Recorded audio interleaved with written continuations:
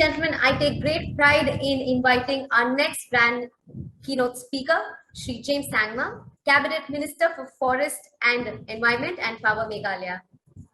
Disruptive thinker, purpose-led leader, public service professional, a feral child raised in public libraries, Shri Sangma, scion of the prominent political family in Meghalaya, grew under the political aegis of his father, an eminent Indian political personality, Shri PK Sangma, known for his exemplary public service. A core ideal that is central to his brand of politics is the social inclusion of the disenfranchised and marginalized in the mainstream socio-political fabric of the country. His repertoire of contextual intelligence and problem solving, a critical future skill for leaders of tomorrow, was honed as he served in various leadership and membership capacities across the spectrum of different departments such as education, PWD, public accounts, and petition committees, and with the scheduled caste welfare committee. This is where he developed a holistic, integrated approach for solving various socio-economic issues. He was sworn in as the cabinet minister for various portfolios like home, law, power, taxation, food and civil supplies, forest and environment in 2018. He publicly claims his leaning towards the environment and nature and is also an ardent environmentalist at heart. He believes that natural capital should be treated at par with produced and human capital and is currently working at instituting a new innovative playbook for a nature positive economy in the state. Ladies and gentlemen, it gives me great pleasure to invite our next keynote speaker. Can we please welcome Shri Sangma. A very good morning to everyone. I'm extremely thrilled to be here amongst the presence of such great minds who have gathered here to learn and look at architecting new forms of businesses and society, to look at a world which is in sync with the natural limits of our planet, and thereby foster social inclusion and equity. The global scourge that is unraveling in the wake of the COVID virus and the sight of a crumbling world order is the sign of things to come. At the risk of sounding apocalyptic and alarmist, I'm here to share some of my grim learnings whilst dealing with the aftermath of the virus. As a legislator from a small state of Northeast India, I have seen this pandemic cause an institutional collapse of our systems. As described by climatologist George Werner, I believe that this pandemic is nothing but climate change on warp speed. My own attempts at learning about the climate change reality and the systems in the last few months have forced me to shift towards reimagining an absolutely new form of economic development and social doctrine for our future. Let me start this address with my favorite story of the most isolated tree on earth, the Tenere Tree. Imagine one tree located in the vast stretches of the expansive Sahara Desert, where for miles and miles, it is the only shred of green. Even the Tenere Tree could not escape the fate of humans when in 1973, a drunk truck driver managed to crash into it. As humans, our economic systems have been drunk driving and crashing into the already depleting planetary resources for way too long now, and that has to stop. I represent the state of Meghalaya, a unique biotic regime where 76% of our land are forests. We are one of the top biodiversity hotspots in the country and the only state in India where the government holds only 7% of the forest land, while the rest of the land is owned by the local communities. We are a unique forest economy with very little resources other than our forests and, of course, our mineral and coal reserves. We are tribals who have our own biocultural protocols and ancestral environmental traditions. But things have been changing. Deforestation and fossil fuels have been a core value driver for our mandate as a government to lift millions out of poverty and achieve growth. With no industries, those were the only source of livelihood. For years, we as governments and businesses have been subscribing to growth and development imperatives that require the erosion of natural capital, a means that the world economy has deployed for enjoying what is routinely celebrated as economic growth. But at this stage, it has been clearly established that the human race's collective impact has exceeded the biosphere's regenerative rate. The long-standing absence of nature from official conceptions of economic possibilities, market economies, and national accounting as a critical indicator for human progress and well-being has cost us too. Do we know that the stock of natural capital per person declined by nearly 40% between 1992 and 2014, a period when produced capital per person doubled and human capital per person increased by about 13%. Perhaps this is sufficient to tell us how we have been fueling our engines of growth. It is time to accept that humanity's encounter with modernity is not serving us well.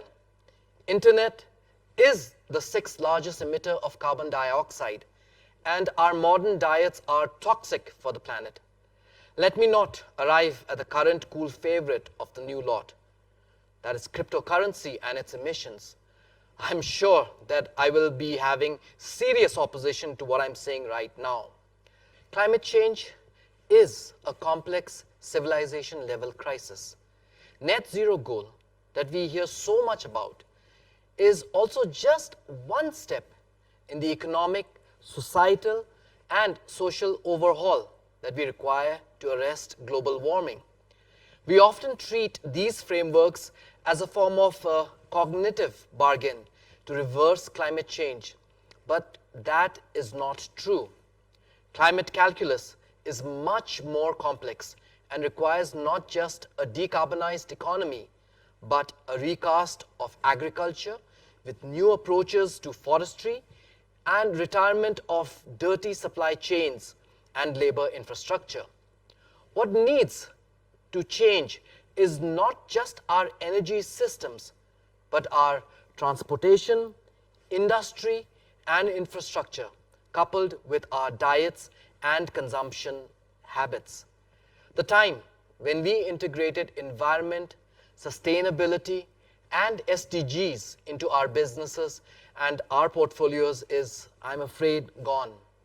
It is time to recast our economies and reshape our market for planetary restoration. Honestly, I do not want to live on Mars or a space shuttle like Elon Musk does. In Meghalaya, we are revisiting the foundational principles of our economies, livelihoods, quality of life, agriculture, and habits. We are on the front lines of climate change, and we have no other choice but to set ourselves on the warpath to save the environment. For that, we are blueprinting the idea of an environment state. The environment state is an economic paradigm for governments and nations to mainstream the environment and people as the center of markets and development. A new lineage of conservation and climate action economy is born out of this paradigm, where we prototype livelihoods that are based on conservation, sustainability, and climate action. How is the question. We in Meghalaya want to turn the government into a sandboxing pit and demo farm to incentivize green livelihoods. We are looking to drive nature-based solutions while housing climate and SDG-sensitive businesses. The attempt is to eventually make our state a Silicon Valley of green enterprises, where we can conceptualize special economic zones for climate action.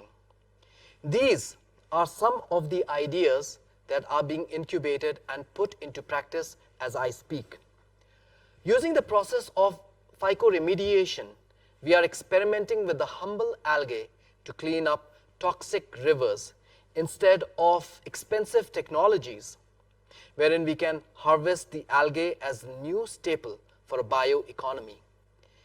We are deploying unique artificial intelligence technologies to create a spectacularly detailed biodiversity heat map. We are employing regenerative agriculture and agroforestry models for various cutting-edge food value chains. Our pineapples, for instance, are going to be used for vegan leather. We are looking at algae-based biodegradable textiles. We are pursuing green firms like the one using aloe vera to replace lead battery acid. We are drawing up incentives to attract green enterprises to our state. On the livelihood side, we are innovating on various ecotourism models to turn forest-dwelling communities into stakeholders of environment and forest protection. Carbon farming mandate is also on the table. On the legislation side, we are building political consensus to introduce climate change curriculum in schools. We are drawing up a climate emergency framework and weaving the environment into the public consciousness by building India's first climate change museum.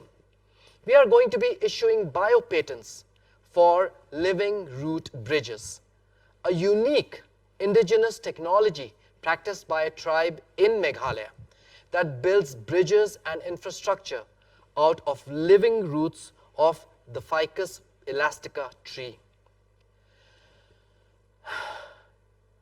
Yes, it is a tall order, and all of this requires a paradigm shift. But all of this is not without profitability. The marketplace for climate solutions is already worth over $1 trillion, and investment is expected to increase. Climate investment opportunities are expected to total $23 trillion in emerging markets by 2030. To take full advantage of this opportunity, states and big governments must create conditions, new markets, and new value chains that enable finance to flow to the right projects. However, I'm not talking of novel ideas. At this point, what is required is changes at a policy level with the involvement of all stakeholders. It is beautifully summarized in the name of a chapter of Naomi Klein's seminal book, On Fire. The chapter is called Whence Science Says Political Revolution is Our Only Hope. In the last 6 months, we have gathered experts and innovators to draw up these blueprints. But for these ideas to see the light of the day, we need political consensus. And that is my mission. Environment and green action is going to be the next political frontier for governments across the world. I can say with utmost confidence that governments like us have no option but to follow suit. A remarkable study revealed last year that as of October 7th, 2020, there have been 16 climate disaster events with losses exceeding $1 billion each to affect the United States. Cyclone Amphan in India alone triggered 5 million evacuations across Bangladesh, India, Myanmar, and Bhutan in May 2020, making it the largest disaster displacement event of the year globally. In India, it triggered more than 2 million evacuations. These freak weather events have the potential to destabilize the governments, businesses, nations, and economies. Clearly, for governments like ours, this is a national security threat and is costing us a lot of money. But that is about governments. What we will also need is the private sector and businesses to act as effective partners in making sustainability and SDG as their core business models. And we will need the global climate and green investors to bet on the future with us. This is a massive and disruptive opportunity for governments and markets to calibrate to drive the world economy into a just place for humanity and the planet. It is a well-established fact that India is going to be dictating the climate fate and future of the entire world. Lastly, David Wallace Wells rightly puts it that the climate system that raised us and raised everything we know as human culture and civilization is now like a dead parent. We need to act. We need to integrate. We need to operationalize climate and conservation into our national agendas and business models to save ourselves from what he aptly describes as a human dusk. Thank you, ladies and gentlemen.